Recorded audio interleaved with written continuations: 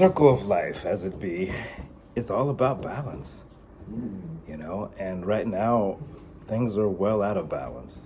And there's always the argument that if you take man out of the equation, that Mother Nature will balance out things. And I am a firm believer that that is the case. It's probably a 20 to 25 year cycle, but that is the case. There will be an ebb and flow as the prey populations go down, the predator populations will go down.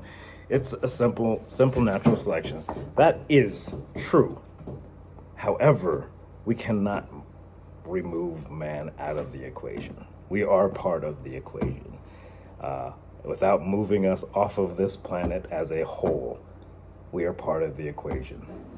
Where we live, we're not going to stop development.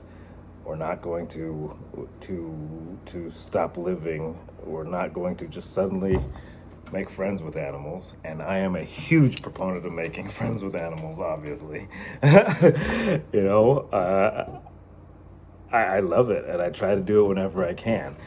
But the reality of the matter is that there is always going to be these conflicts, and what we're looking for is not to eradicate any species or end depredation or end things. We're trying to lower those numbers. We're trying to find a homeostasis. It's ever-changing. The variables of this problem are always changing, and there's always an ebb and a flow, and we're trying to manage that so that we have fairly stable populations of ungulates as well as our apex predators, and that we're able to minimize the negative contacts that humans and animals are having by hunting them, by setting healthy boundaries using different abatement techniques depending on the properties, by educating people so they're not creating conditions that tend to attract these predatory animals. I'm on everybody's side on this. I look at groups like Defenders of Wildlife, who I've been out on Defenders of Wildlife projects and enjoyed what I did, and I'm proud to have been part of the projects that I've been on. The Humane Society, I went to your guys' websites and looked around and looked at your thoughts and philosophies and desires on the issue, and we are on the same page. We want the exact same thing. We just have a different view on how to accomplish that. So, how do we do this? What is my goal? What is my vision here?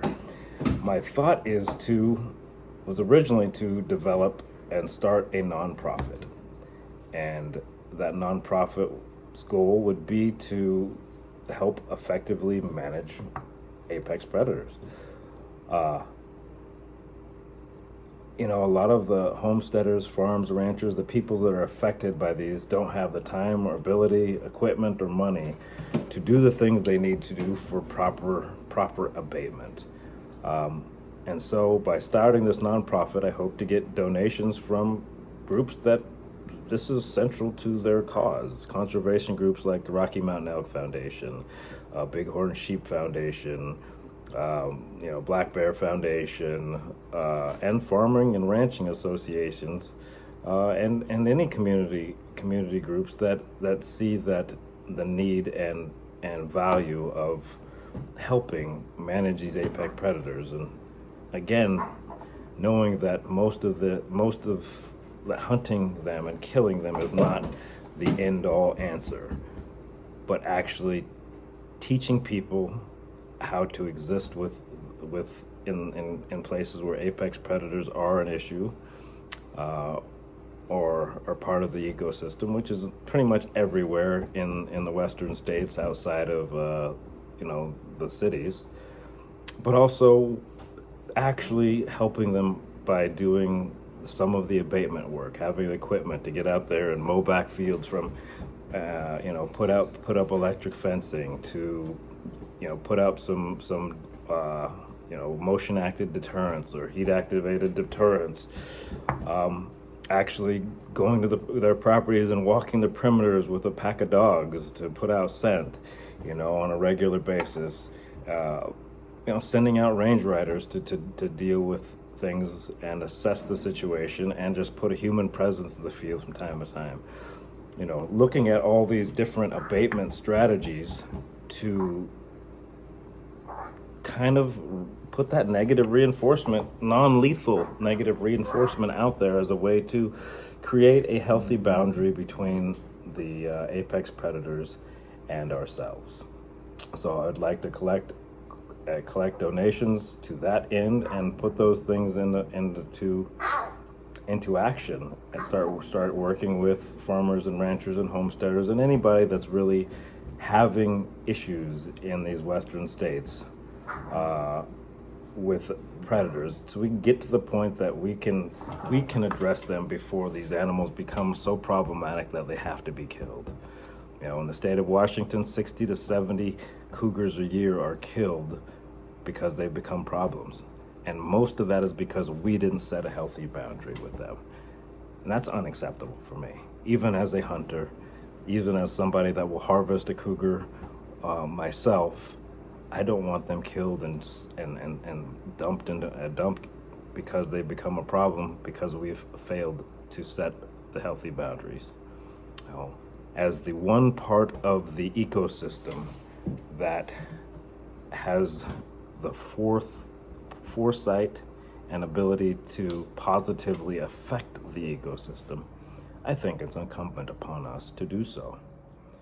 No, we're not trying to override Mother Nature. We're not trying to further damage the ecosystem, but we're trying to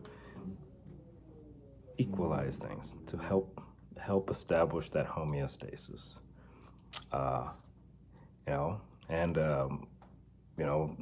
The other aspect of it is a way to address and deal with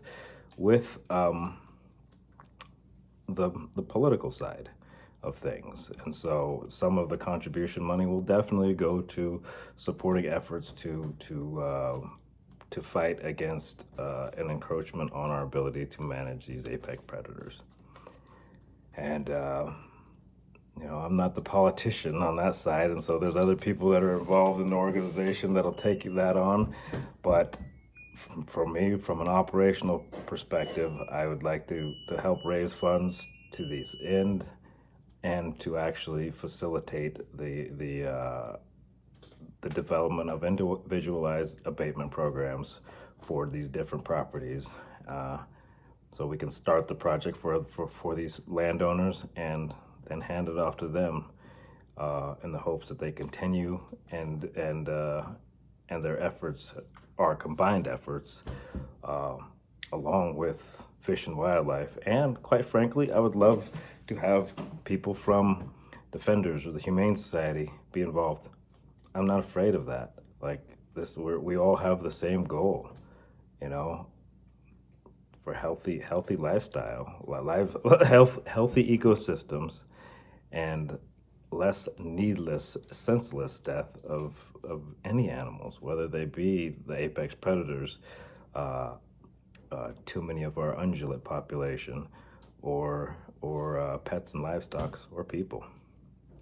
So that is my statement of intent. And if I was to take over as president of the Oregon Outdoor Council, that would be where I would focus my time, effort, and energy. I'm Ray Livingston. I appreciate your time and consideration, and I hope we could do something big here. Have a great day.